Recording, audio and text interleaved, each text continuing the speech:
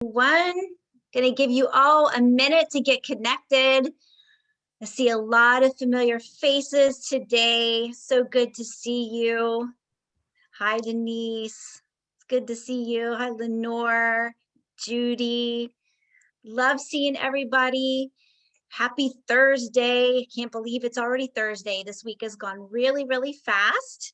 So, and we've had a lot going on this week at PMD Alliance. So I know some of you have been joining in some of our other programs. You guys are real troopers, hitting all of our live stream programs. I love the people hungry for information, and today's program is actually going to be a really amazing topic. And I think our physician speaker, Dr. Torres-Yaghi, is in clinic, so he's going to hop on as soon as he gets out of clinic. In the meantime, I'm going to just do the typical hello and housekeeping thing. So just in case we have some new folks joining us today, because we have a large number of people planning to be on the program today, we're going to keep you muted.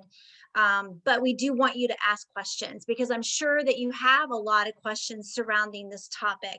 So if you're not familiar with the chat feature, I just want to let you know that if you hover your mouse at the bottom or touch your screen, if you're on a handheld device, at the bottom of your screen, there'll be a little taskbar that pops up, and you just enable that chat and you can chat your questions. So we want to hear from you. This topic I think is kind of interesting because we talk a lot about the various medications used for Parkinson's. We use them by name. We talk about the symptoms that these medications cover, but we haven't really discussed what are the different drug classes of medications that we use. Why are they different? And some of them are a bit confusing. You know, we use the standard Carbidopa Levodopa, and sometimes that sounds similar to dopamine agonists. And, you know, what's the difference between those? And, you know, when do you use them alone? When are they used as an adjunct to the Carbidopa Levodopa? What are the difference from the different formulations of Carbidopa Levodopa? Are there any differences? So these are the kind of things that we are going to discuss. And I don't know if Dr. Torres-Yaghi has joined us yet. Yes? Is he there? It's hard to see with our grid of people because we have quite a few people that's already joined us. Let's see. Hi, Anissa. Dr. Torres-Yaghi is here. Can you make him a co-host for me? I'm sorry. Is that what you're waiting on me to do? Okay. If I can find him on the list. Is it by name? Yes. He is. All right, there he is. I'm going to. There you go. I'm making you a co-host, Dr. Torres-Yaghi. Oh, wonderful! Now you can drive this plane here, fly this plane today. You were doing awesome. I was stuck on mute, and I kept saying, "Hi, I'm here," but I don't know. I made a rookie mistake. I should have unmuted before talking. I don't think you could unless you were co-host. That I didn't see, or I would have. I apologize. That's on my end. You know, tech issues and all. All right. So I will just do a quick introduction. Everyone probably has already heard Dr. Torres-Yaghi before. He's presented for us numerous times. He's a fantastic movement disorder specialist that we work with on a regular basis out of Georgetown, and just one of our wonderful partners. And so I'm going to pass this off to him as he kind of gets into some of these medications with you. Oh, thank you so much. I appreciate it. I also had technical difficulties joining, so thank you for introducing the topic so eloquently. I was listening to the what you were going through. It's exactly what we're going to touch on. So thank you so much, Anissa. I think it is a very important topic, as you mentioned, because there's so much out there, and that's the positive thing, you know. And so sometimes I tell our patients, I say, you know, the negative to you know, a diagnosis of Parkinson's is that you need to be on medicine, but the positive is that we have a lot of medicine, and all that medicine is really important. But sometimes when you have a lot of different options, like if you go to the grocery store and you have about 20 or 50 different options of cereal, which one are you going to pick, right? And that's kind of what we think in terms of medications. We're lucky that we have them, and a lot of them are very therapeutic. But let's learn more about the medication classes and understand them a little bit more. And so what's our goal overall, right? When we think about understanding Parkinson's disease treatment options in 2021, all the different things that are out there, you know, our goal is to provide symptomatic relief, improve our functional capabilities. Some patients might ask, why should I start medicine? Or why should I be on medicine that often if I don't feel that impaired? I say, well, the question is, what do your symptoms stop you from doing, right? It's not always all about the symptoms, although the symptoms themselves are very important to understand. But how does that affect your day-to-day life? What do the symptoms stop you from doing? Do they stop you from exercising? Do they stop you from sleeping well? So these are the things that are non-pharmacologic, that if we can think about pharmacologic tools to help your non-pharmacologic lifestyle, right? Improve your sleep, improve your ability to make it to physical therapy, socialize, be with family and friends. These are the things that are important. And so this is our goal, and I want us to think about that, keep that lens on, the functional lens, whenever we're describing different medications. And then, of course, when we think about long-term therapy, do we have a way of delaying the progression? Is there neuroprotection? These are questions that we try to ask. Right now, the medications that we have, we know improve patients symptomatically, and they help our patients continue with functionally exercise and move and stay alert. But what is it that we're doing? A lot of what we're doing is trying to mitigate those motor fluctuations or the dyskinesias that are wearing off. And so we make these decisions, right? Where are we from a functional standpoint? How do our symptoms impact our quality of life? What's our age? What can we tolerate based on our other symptoms? What are our other features of Parkinson's disease that sometimes limit our abilities to use some of these drug classes? And then we think about, you know, preventative treatment. Right now, we have nothing that's preventative. We treat the symptoms. We have pharmacologic, we said non-pharmacologic, and surgical, right? The surgical treatment modalities are important. That's almost, the surgical devices are their own therapeutic class in many ways. And we're trying to restore or disease modify. That's what we're learning about in clinical trials potentially. And then what about non-motor symptoms, right? It's not all about the tremor, all about the rigidity, stiffness, the gait impairment. That's important. But what about anxiety? What about cognitive impairment? What about psychosis? What about blood pressure fluctuation or orthostatic hypotension? These are things that are important as well. So the major drug classes that we have are dopaminergic medications, right? We think about our levodopa. We think about our dopamine agonists. We think about Cnt inhibitors, monoamine oxidase inhibitors, anticholinergics, amantadine. Who would have thought that we had so many drug classes? And those aren't all of them. You know, I still need to update these slides. There are so many things that have become available just in the past 10 years that don't fit on this page. So this is kind of a general picture, okay? But it's a schematic that helps us understand where exactly in the axis, in our neurons, are all these medications acting, right? We have our dopamine neurons that communicate with our GABAergic neurons, with our acetylcholinergic neurons.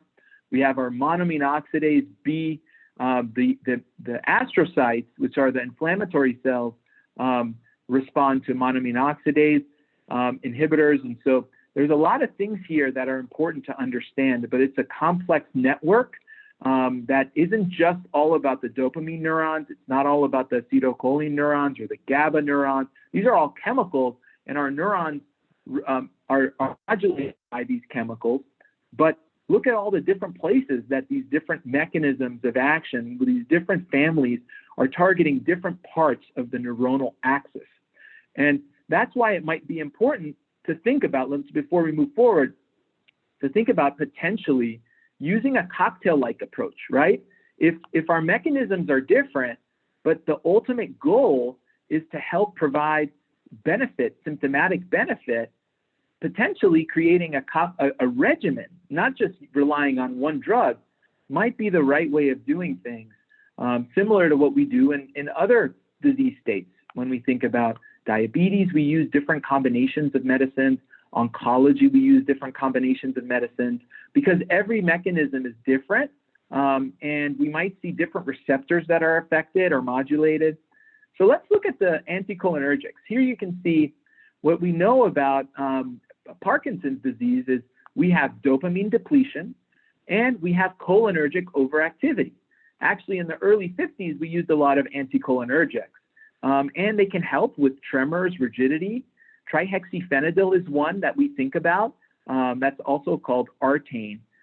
One of the issues with the anticholinergic drug class is that the side effect profile, you can see it there. It can cause dry mouth, sedation, confusion, scary things like hallucinations, constipation, urinary retention. And so this isn't always an option for many of our patients. Imagine we say constipation is part of Parkinson's, right? That can be, in many cases, something that our patients suffer from.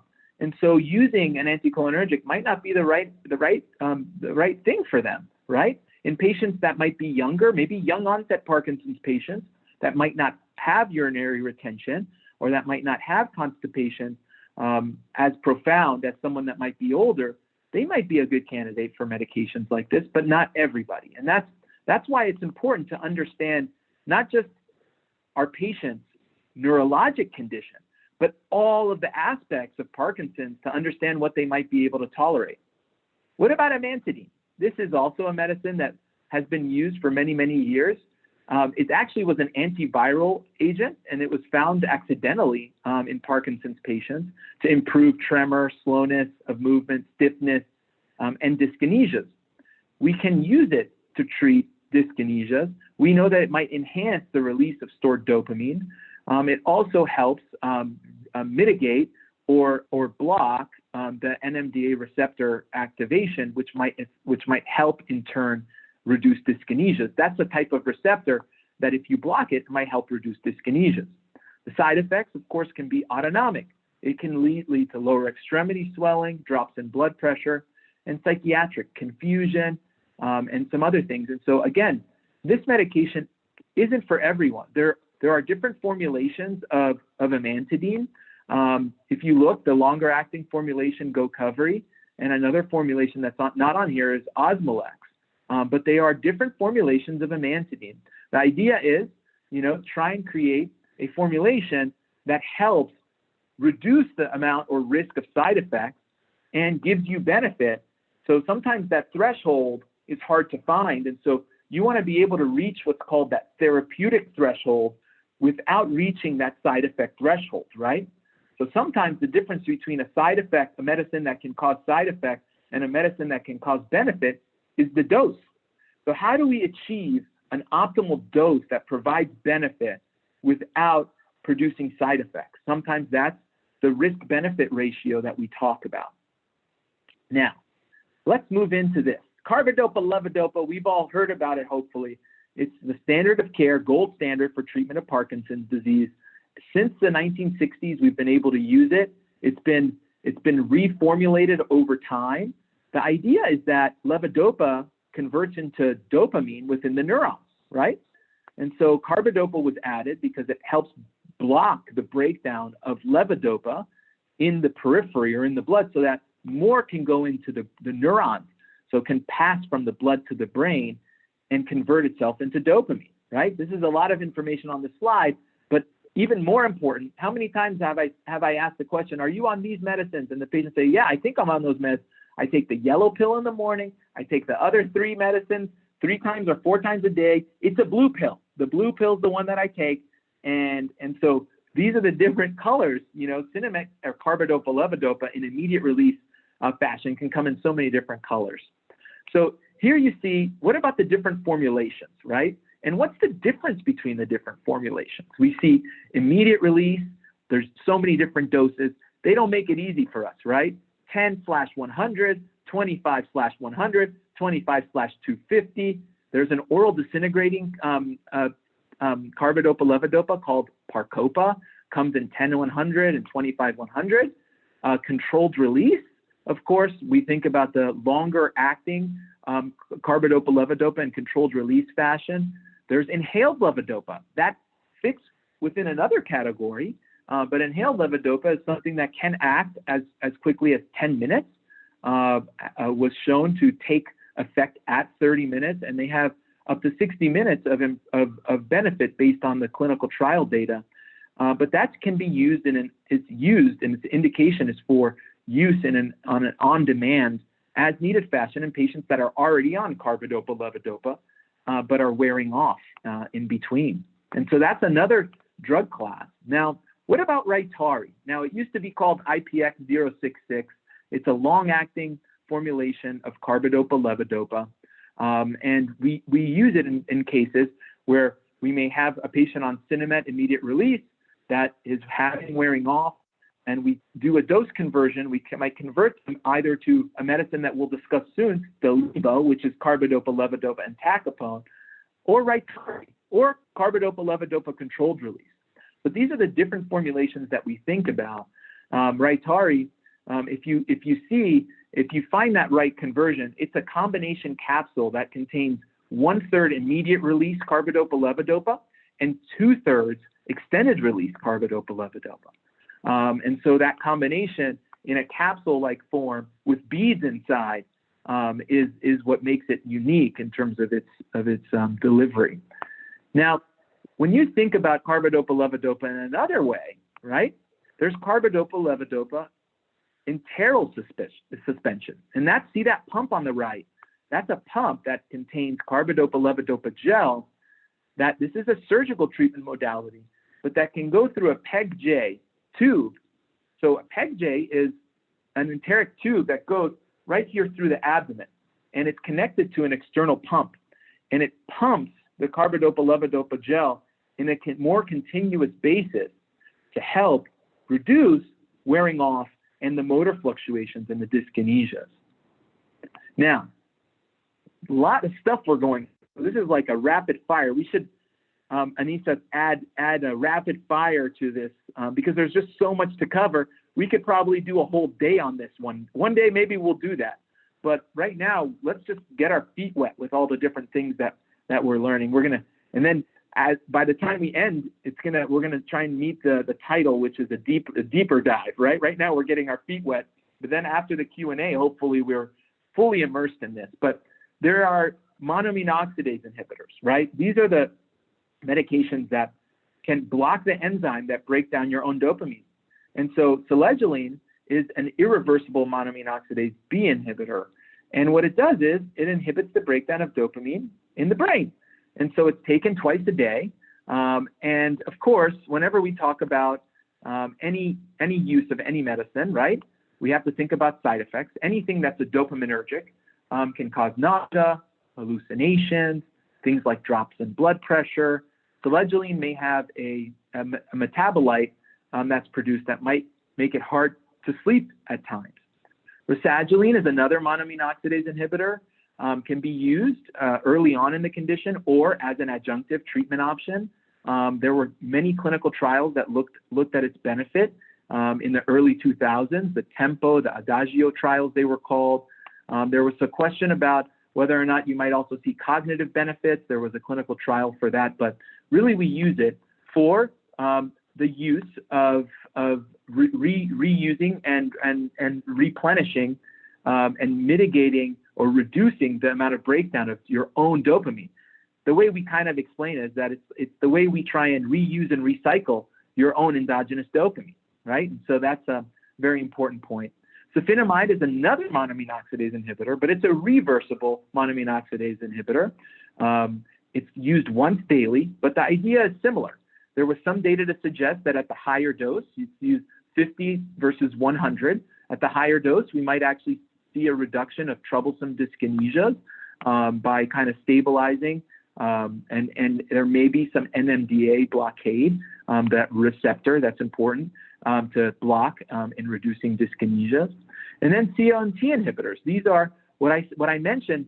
What makes a medicine called Stalevo is Carbidopa, Levodopa, plus entacapone. And so we may want to think about its use. You can use Cnt inhibitors as an adjunctive or as part of Stalevo. You can give entacapone in addition to your immediate release Carbidopa Levodopa, which will hopefully, the idea is potentially or possibly extend the duration of benefit from the levodopa. And so the idea there is we can use this in patients that might have wearing off and need an extension of that duration of benefit, similar to the same strategy that we might use for Rytari, controlled release Carbidopa Levodopa. But this is how the breakdown looks like, right? Levodopa, it can be broken down in the blood by COMT or by AADC, but the bottom line is here, our goal by adding a COMT inhibitor and Carbidopa is an AADC inhibitor. So these are enzymes that break down your L-Dopa in the blood. So how do we optimize the amount of L-Dopa going into the brain? We use enzyme blockers, right? We use Carbidopa that blocks one path. We use entacapone that blocks another path, which is a COMT inhibitor. This is a lot of information, but the goal there is it helps promote or increase the amount of L-Dopa that's entering and passing the blood-brain barrier. We might use monoamine oxidase inhibitors, right? That you see down on the left. MAO is a monoamine oxidase. That's an enzyme that breaks down dopamine within the neuron. So if you can block that breakdown of dopamine, you're going to have more dopamine within the neuron. And so it's not uncommon for us to use combination therapy. Carbidopa and levodopa in and of itself, Suffinamide, is combination therapy in one pill, right? So entacapone can be given at 200 milligram doses. It was shown to increase on time by 5% or more, and it showed the increase on time by 10% in another study. We have to always watch out for all the effects of dopamine medicines. Now, that's what Stalevo is, right? Have you heard the term Stalevo before? That's what Carbidopa, Levodopa, and entacapone is. Hey, Levodopa, stay around a little longer, Stalevo, and that's what we're doing there. What about dopamine agonists? How many of you have heard of dopamine agonists? Dopamine agonists are the imposters. That's what we call them. That's what I call them, actually, in my mind. I don't know if anyone else calls them that. They look like dopamine. They act like dopamine. They sit on the dopamine receptors, but they're not dopamine. They're not levodopa, right? It's a different drug class. And they sit on the receptors, and some of them might have longer half-life. So they can be used as monotherapy, means without any other medicines, or as an adjunctive medicine. And so we have to kind of look at those. Now, these are the different ones that we know of. There are more than this now, but the ones that we usually tend to prescribe are Pramipaxol, Ropinirole, Apomorphine. There is Rotigotine, which is a dopamine agonist patch as well, but they block different receptors. That's what that's showing you. And so you might see that Pramipaxol blocks D2 and D3, whereas Apomorphine might block D1 and D2, right? And so that's kind of, I'm sorry, not block, activate. That's the opposite. Activate those receptors. So you might see Pramipaxol and Ropinirole are activating the D2, D3 receptors, and Apomorphine might activate the D1, D2 receptors. And so that's kind of what we think about. Nupro or Rotigotine is a 24-hour patch, if you see at the bottom. You can go anywhere from 2 to 4 to 8 milligrams in a day. Ropinirole, in its immediate release, is seen there. Pramipaxol in its immediate release is also seen there. But both of those, Ropinirole and Pramipaxol, have extended release formulations, taken once a day. Now, dopamine agonists are medications that are dopaminergic in nature. So we always have to think about the side effects. Nausea, vomiting, drops in blood pressure, lightheadedness or dizziness, headache can happen, drowsiness, somnolence, dyskinesias, and a lot of scary things like hallucinations or paranoia, right? These are things that we have to counsel, we have to learn about to watch out for. The way we try and reduce the risk of any of those side effects is start low with any medicine and slowly and gently increase. And if you ever have to stop a medicine, you want to talk about with your team about your healthcare team about how do we come off of a medicine, right? This is the dopamine agonist patch, the rotigotine. It's transdermal, once a day. It's available in the United States, United Kingdom, and Europe. There's a newer, it's no longer new, a newer drug class that had been available in Japan, recently available in the United States. It's called istradefylline.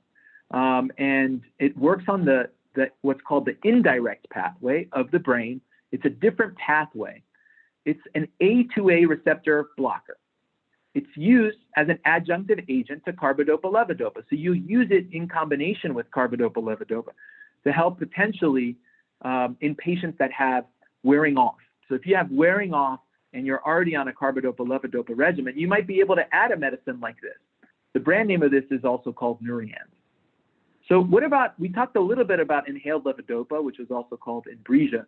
What about some as-needed medicines, right? We think Apokyn, which is a subcutaneous, which means it's a shot, right? It's basically a needle that administers Apokyn, which is a dopamine agonist, into the muscle, or into the skin, I should say. It's a subcutaneous injection. And so what you see there, we use it as needed in patients that are experiencing wearing off while they're on Carbidopa Levodopa. The sublingual apomorphine medication is a strip. It goes under the tongue, and it can be helpful, again, for the same reason, for the same indication, in an as-needed way to get someone from an off episode to an on episode. So it's from off to on, right? That's our goal. How do we create benefit? How do we get someone from an off period to an on state? And we can use on-demand therapies.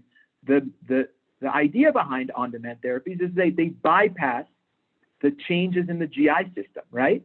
And so you use either subcutaneous to enter the blood, under the tongue, so that you bypass the GI system. So it's absorbed directly from the oral mucosa.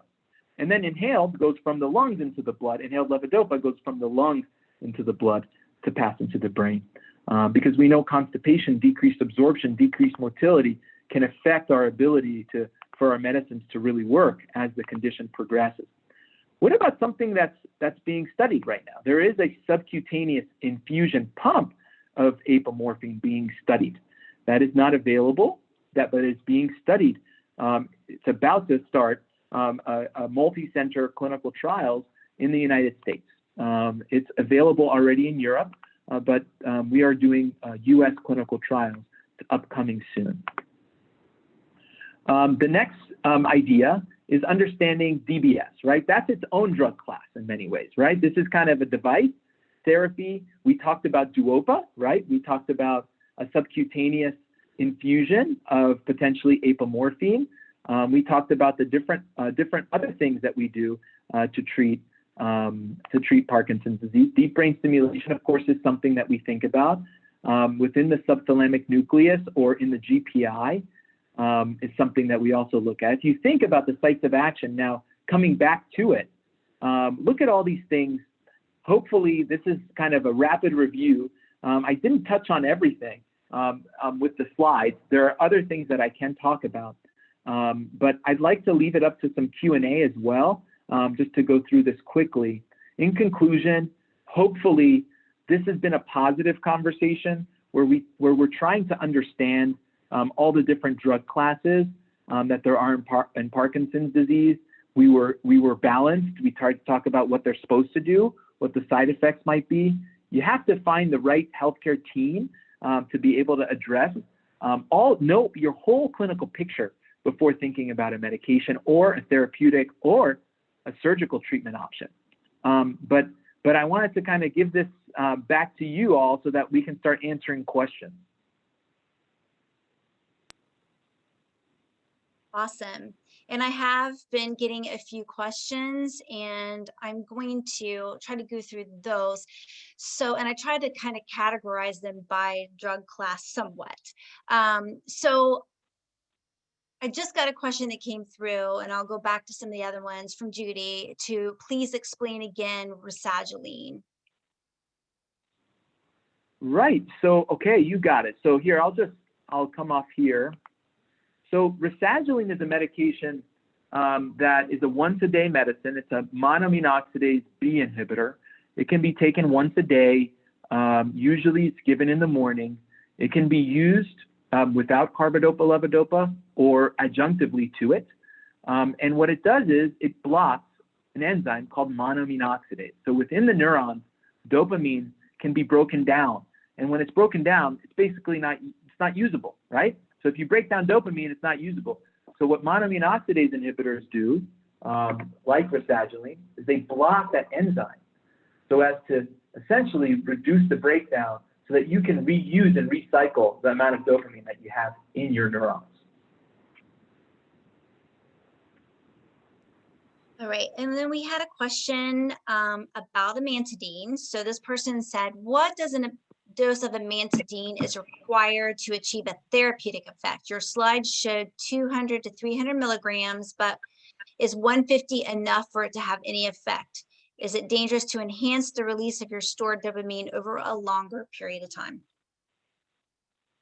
It's a great question. It's hard to know for each person. But you can give Amantadine. They're usually 100 milligrams twice a day, and it's a helpful tool. You might work your way up to that. You can go higher doses, but there's different formulations, right? There's Osmolex, which has different doses, which is a longer acting once a day Amantadine, essentially, in a different formulation. And then there's Gocovri, which is indicated. It's once a day as well, given at night, and it's used for levodopa-induced dyskinesias and for patients that are experiencing wearing off that are on Carbidopa Levodopa. No, I don't think you covered this, but I do know that it is utilized for treatment in Parkinson's, and that is Nuplazid or Pima Vancerin.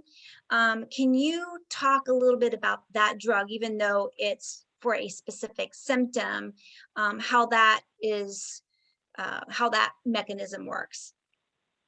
You got it. And we didn't touch on the cognitive or Parkinson's cognitive impairment or Parkinson's disease psychosis drugs just yet, but that's a great question. We should add it to this presentation next time we do it. But what I would tell you is you got it. So whenever we encounter Parkinson's disease psychosis, unfortunately, that's can be part of the condition in certain people. As the condition progresses, sometimes we might start seeing psychosis. And so that might limit our abilities to take other medicines, right? Look how we saw some of these medicines can cause hallucinations, delusions.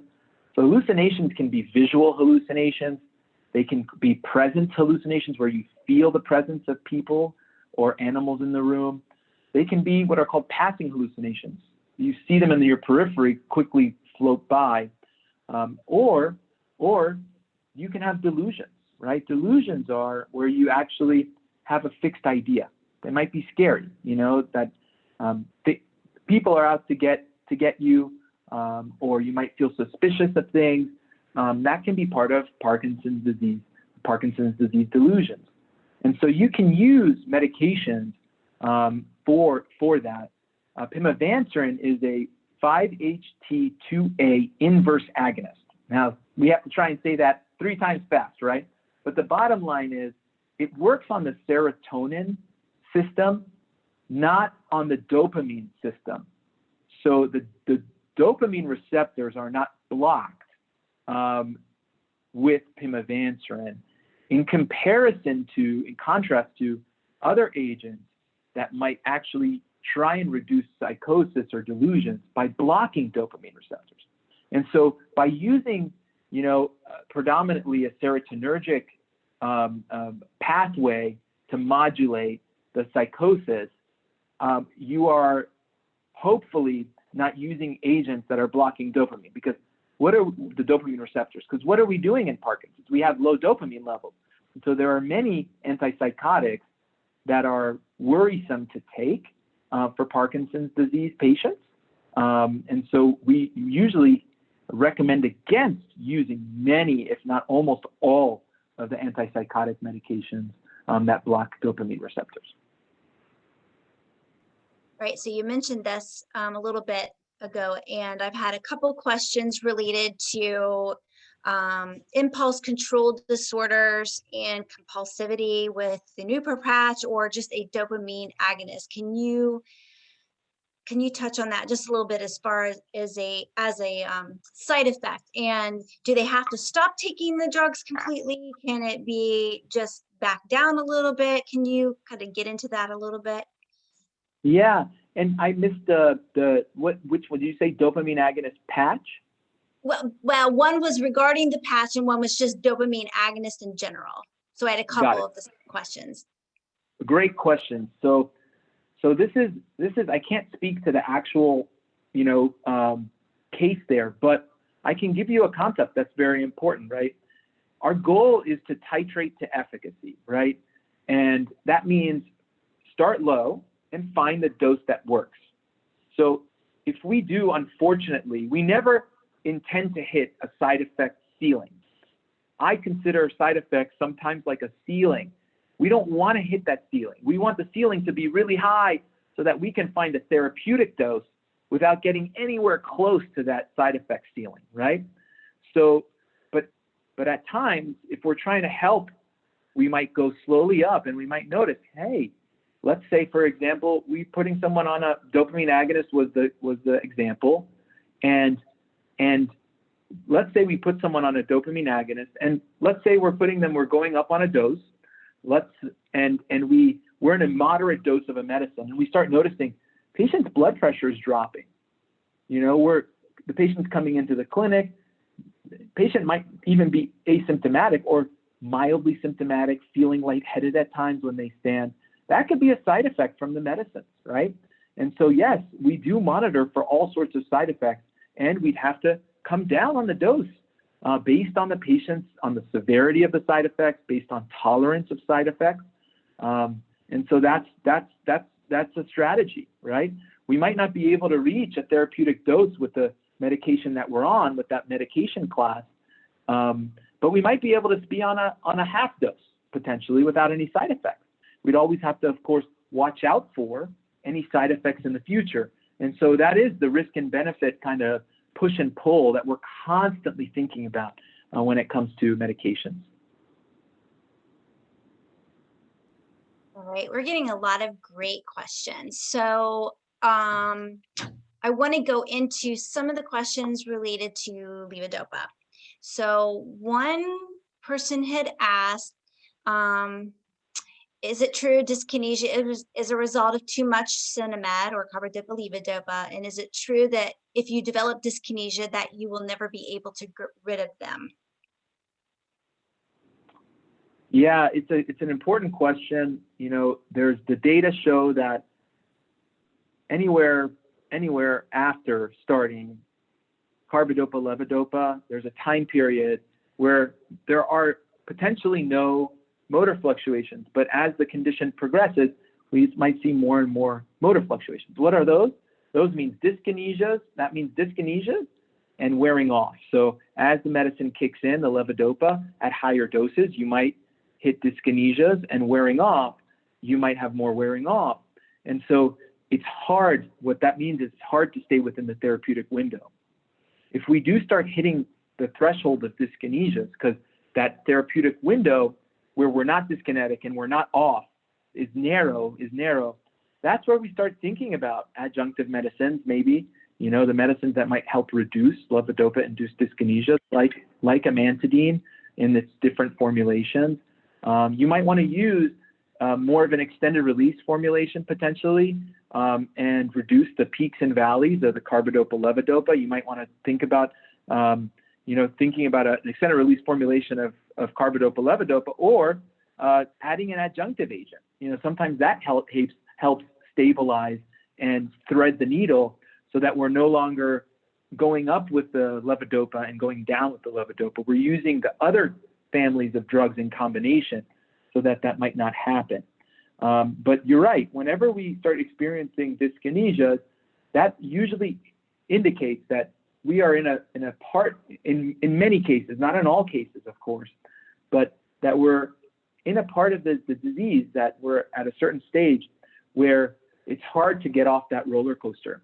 And so that's when we start having the discussion about different medications adding adjunctive medicines, considering extended release formulations potentially, and or surgical treatment modalities, right? Because that's really what those surgical treatment modalities do. Deep brain stimulation is basically electrical stimulation of the part of the brain that Suffinamide and Carbidopa Levodopa is supposed to help with. You know, the metaphor, or I guess the analogy is, it's like electrical Suffinamide, right? It's electrical Carbidopa Levodopa. That's what DBS is. Or we might have the infusion pumps, right? We have the Duopa infusion pump that can be used in patients that are having a hard time coming off of the roller coaster ride. So that's kind of how we start framing the conversation. Awesome. So earlier in your slides, you were talking about Carbidopa Levodopa. You mentioned different colored pills, yellow ones, blue ones. All right. So there's a question about, can there be differences as terms of a person's response based on the color of the medication? Like, is there something different in a formulation of a yellow versus a blue? And is this something that you might see even just in generics? It's a good question. You know, I don't know the answer to that. When we prescribe Carbidopa Levodopa, there's so many types of immediate release Carbidopa Levodopa. I would answer that generally that no, as long as they are 25 100 tablets, 25 milligram 100, 25 milligrams, or the 10 100, but we tend to use the 25 100 because 25 is the number, 10 or 25 are the amount milligrams of Carbidopa. Carbidopa helps reduce the breakdown of levodopa in the blood, and thereby hopefully reducing the nausea with it, right? So we try and use the 25/100 milligram tablets in any one of the generic actual formulations in immediate release. And we are usually very confident that that's the dose that works in all colors, in all shapes, right? But it's the other formulations of Carbidopa Levodopa, the controlled release, or the addition of entacapone, or the extended release Carbidopa Levodopa in Rytari capsule form that we think about as potentially extending duration of benefit.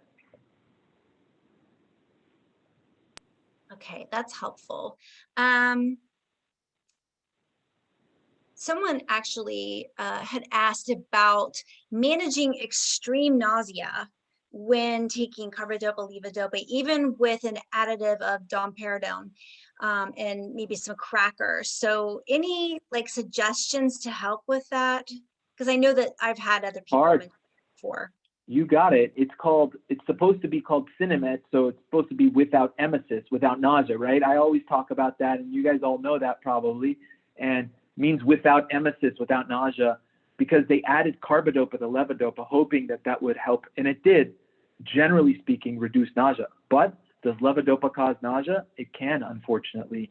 I think, and that's hard, especially now. Tigan, trimethylbenzamide, is an anti-nausea agent that we use in the United States, where we don't have, they stopped making it. So we no longer have Tigan. And the other anti-nausea agents, we can't use them, or we don't use them in patients with Parkinson's disease. And so nausea is something that we have to work on sometimes non-pharmacologically, right? Right, the crackers idea, you know, drinking adequate hydration. Sometimes it's a GI dysfunction that predisposes us to nausea, right? If we're backed up in our GI system, maybe we bring it all back to the GI system, right? If we're constipated, if we have reflux, if our bowels aren't moving, it's not for sure, but it might help to make sure that we're eating healthy, we're hydrated enough, we're having bowel movements as we should, we're not constipated. That might help reduce the risk of nausea as well. And so it really is a combination of not just kind of thinking about the medicines themselves, because a lot of the times we need these medicines to get us moving, right? And so it's a risk-benefit balance, but thinking about non-pharmacologic measures like making sure that we're eating a healthy diet, drinking plenty of fluids, exercising helps those bowels move too. And that might help just get everything moving. Sometimes if you're not backed up, you can reduce the risk of nausea that way. Okay, so you mentioned that there are certain nausea medications that shouldn't be taken for Parkinson's. There's other meds like pain medications, and can you just kind of explain to people without having to get into maybe all the specific drugs and all the specific things, like why that is? Like, why are there certain meds? What is it doing? Is it because of the reaction to the types of medications that we are treating the symptoms for, or is it because of maybe certain drugs interfere with dopamine in the brain? It's a great question. And the answer is, it's important. There's many reasons to know what meds are safe and what meds aren't, right? And so understanding that, medications like the antipsychotics that block dopamine receptors are deemed unsafe in Parkinson's patients, right? An example would be like haloperidol is deemed unsafe in Parkinson's. It should not be used. We need to know all the kinds of drug classes, right? It's true that whenever you think about pain medications, you have to make sure that maybe we're not on certain other drugs that we use for Parkinson's because of drug-drug interactions that can happen. Or if certain things that are found in cough syrup, for example, might not be able to be used in high quantities with some of the medicines for Parkinson's. And so these are the things that we think about. Pain medications in general might actually worsen constipation and might create confusion in our patients, right? And so patients that have cognitive impairment may be even more vulnerable for certain pain medications. And so you kind of have to understand the entire picture, but you're right. One of the most important things to know, and this is what we've talked about before on this platform, is medication lists, right? You need to know your medicine list in and out. You need to go in every time you see your doctor, your healthcare team, every time you see your other team, every time you go into an urgent care or emergency room setting. You have to advocate for yourself or have someone that advocates on your behalf to make sure that everyone knows what medicines you're on and everyone knows what medicines you shouldn't be taking. Those are the types of things that I think we need to those are the conversations I want everyone to be having with their healthcare team. Definitely. You might want to set an appointment aside for your healthcare team and to talk about these things so that you all learn more about what medications are safe, what medications are not safe, what medications can't be combined with the meds that you're on, and individualize it that way. I think that's a very important concept. Thank you for sharing that. It is important. Okay, this is an interesting question. This person's been using Nupro for 8 milligrams for 7 years without any side effects. Are there any indicators that they should stop using it because of cognitive or motor? And they also wanted to know, is there an increased risk of melanoma with Nupro? It's a great, two good questions. It's hard to answer, the first one, but I can generally answer it, right? I can say, you always have to watch out for all of our medicines.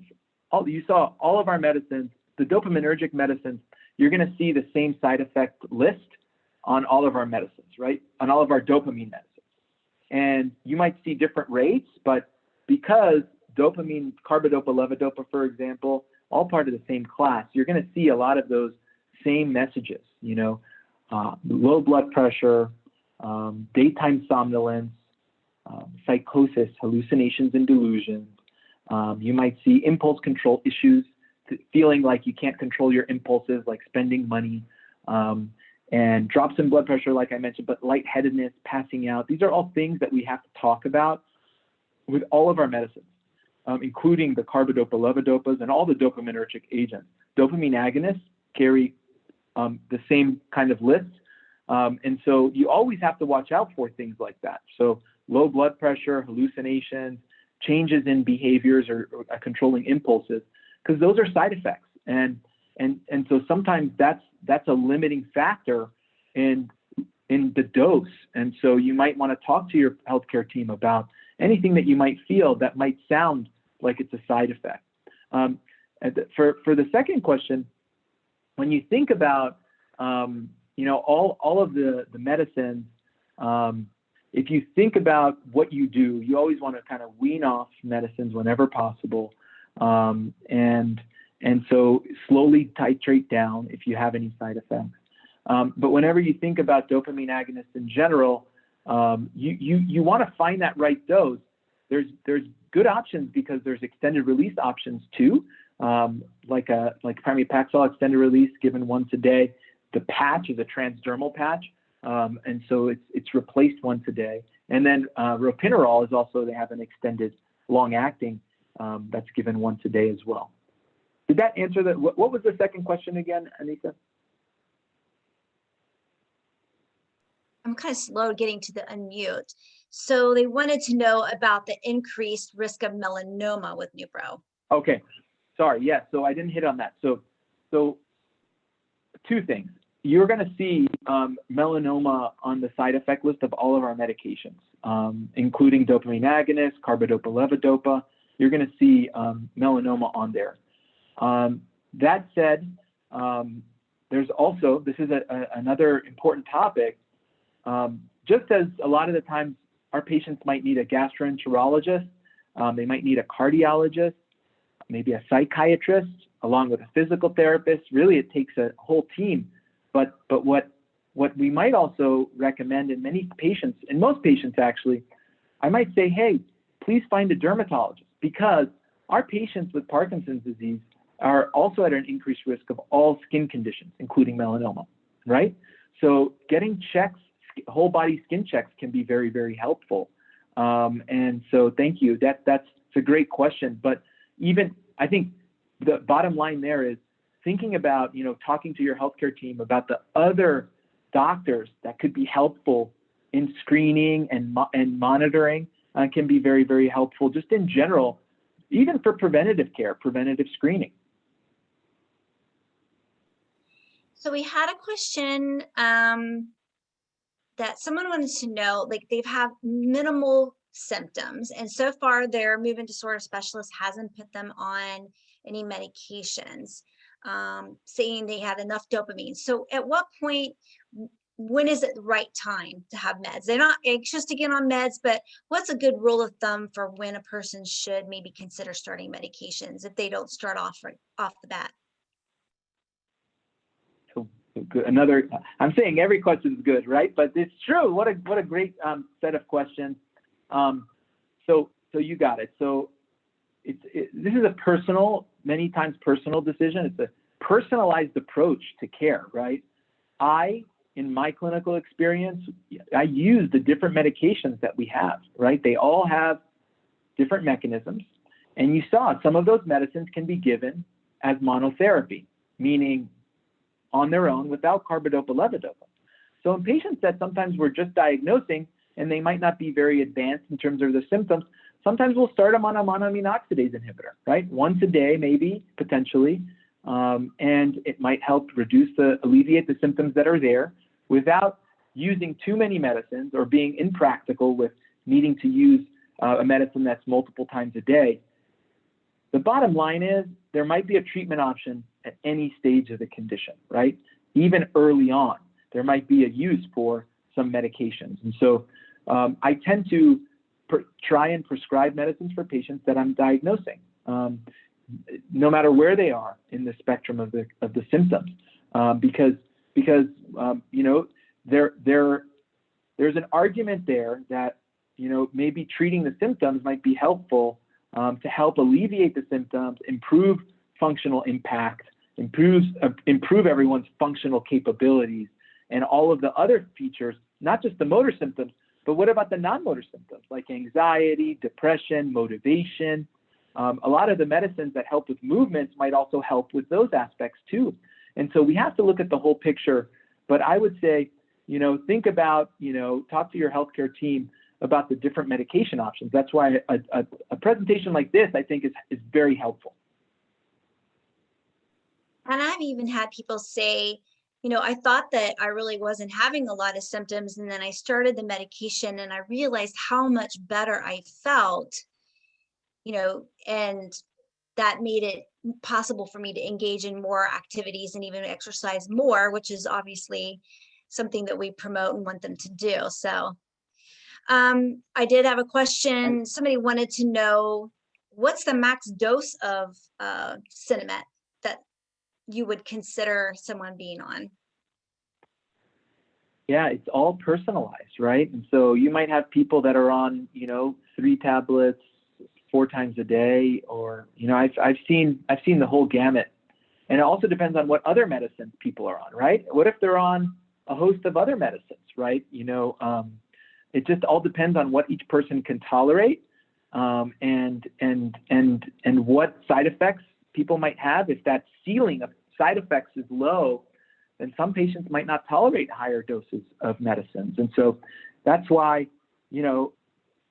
thinking about the different medication families and combining them, it's called rational polypharmacy.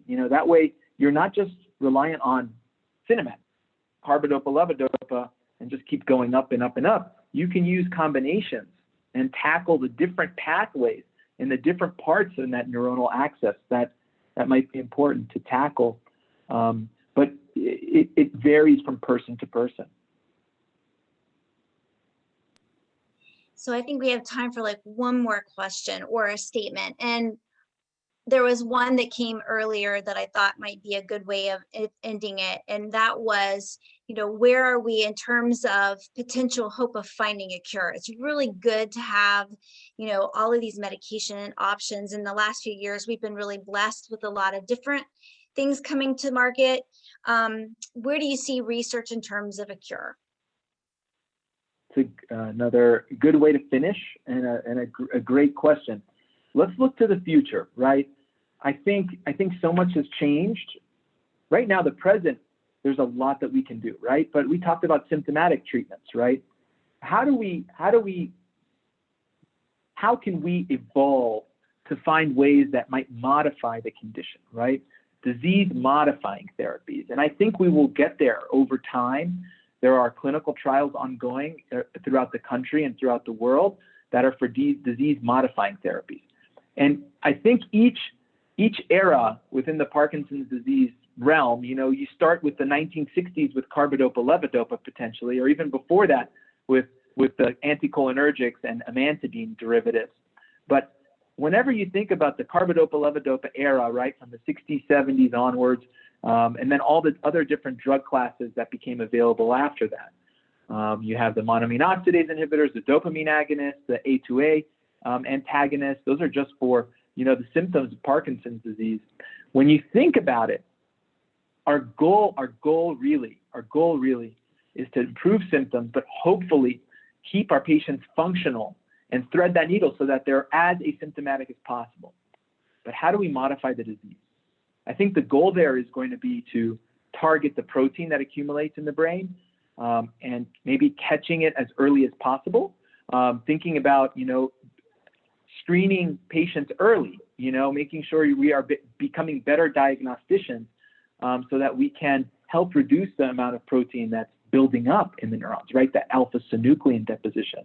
That's really where things are headed. There are antibody therapies, chemotherapeutic agents.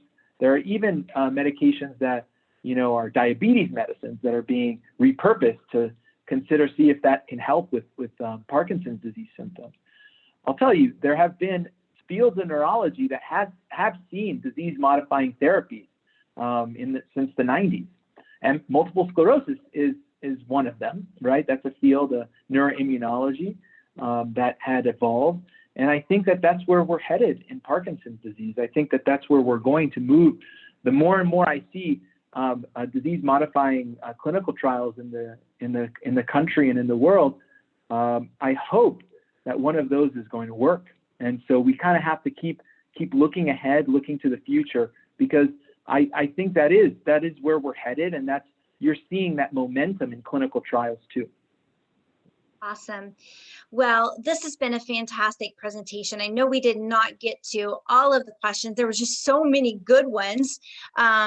Such a wonderful topic to go over, and we could probably talk a couple more hours about it, but we are out of time. So if we could just give a wave of gratitude to Dr. Torres-Yaghi. I want to thank you so much for such a very clear and concise conversation. I want to thank everyone for joining us today for this. Thank you so much. Have a great rest of your Thursday. Take care, everybody. Thank you so much. Thank you. Thank you. Thank you for setting this up. It's wonderful. Absolutely. Thank you.